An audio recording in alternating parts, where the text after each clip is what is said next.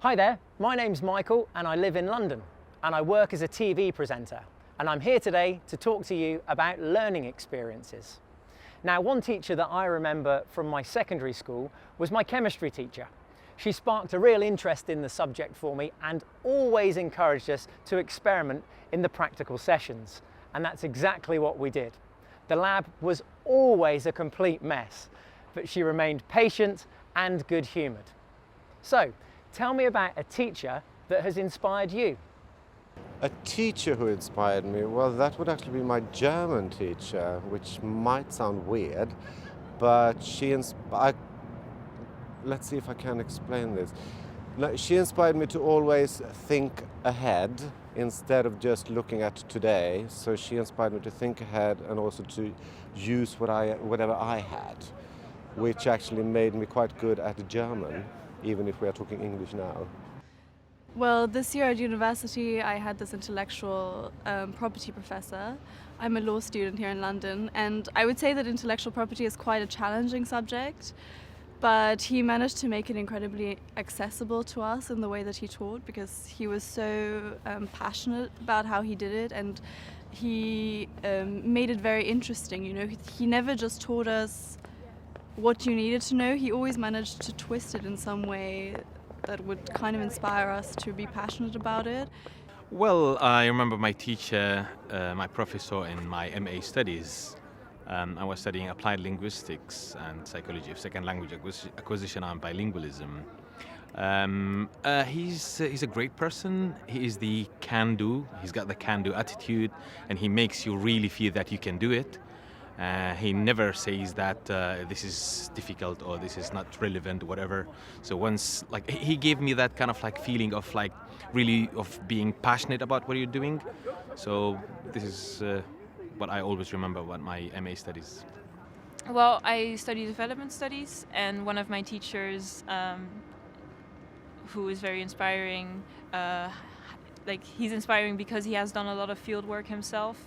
So also engaged with social justice, and I think that's really important because he doesn't just do research, but he puts it into practice, and like he really cares about what he is teaching us, and he cares about the fact that we will learn from it, and will also care about that.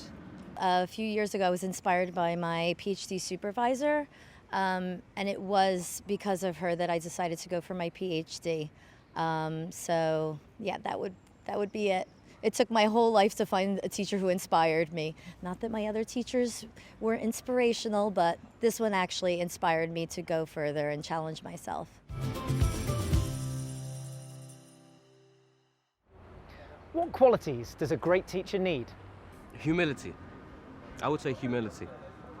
Because if a teacher isn't willing to listen to the student and see what their perspective is and how they see things, or is willing to learn from the student and put themselves in their position and see things from their side so that they can teach them properly, then they're not going to go very far, in my opinion. I think being able to ask questions and being able to listen and interpret things is really, really important, and that learning is something that's kind of experiential between people, and it shouldn't just be, you know, a teacher knows everything and students don't know anything. So maybe someone who can facilitate that well is maybe a good teacher.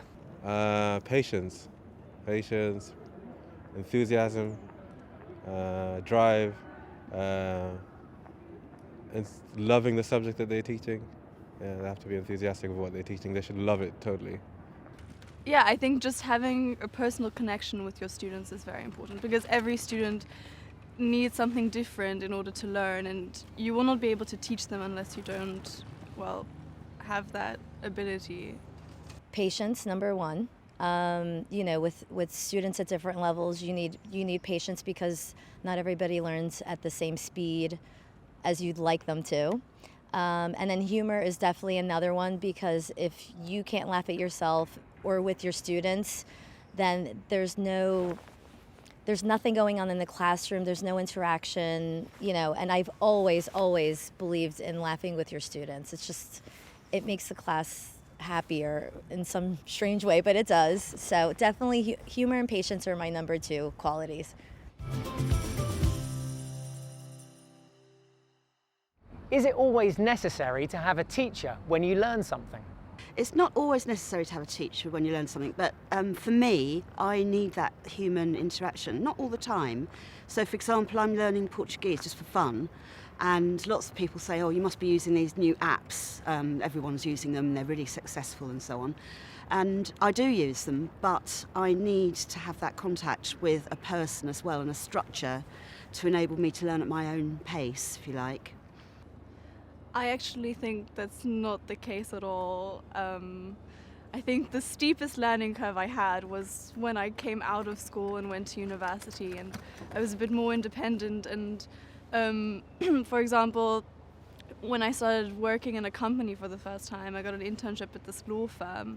And what you don't realize a lot about how you go about in your professional life, you don't get taught at school. So it's how you deal with people, how you answer emails, how you correspond within a firm and work as a team. Not necessarily, no, because I learned how to write and read Arabic by myself. So I think there's enough resources online that you can go to now, today, in this day and age, in the 21st century, that not necessarily require you to have a teacher. I think it's good to have a point of reference, but I think teachers necessarily, not so much. So I definitely believe in having a teacher in front of me. I've done it my whole life, and I would never be able to do it via computer or internet or any form like that. So I learned to play guitar without a teacher. Got a book, listened to CDs and listened to people, and that's how I learned. I didn't need a teacher.